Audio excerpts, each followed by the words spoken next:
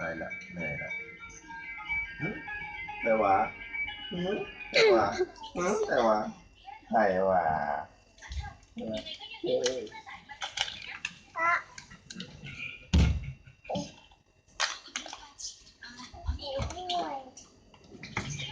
กินข้าวมันกินไข่ดาวด้วยกินไข่เจียว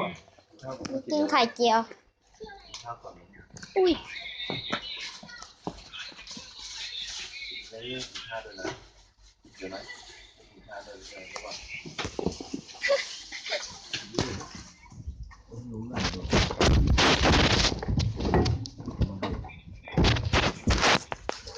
เราไม่กินข้าวหรอก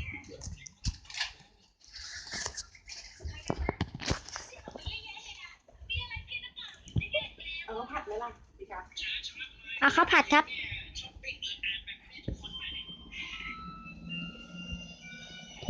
สู้ใช่ไหมสู้ใช่ไหมโอ๊ยเจ็บเว้ย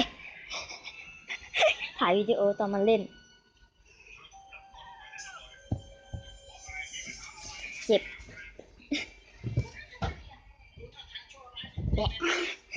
พอแล้วเจ็บปวดเนื้อถลอกเลยเอาอยู่ข้างนอกดิ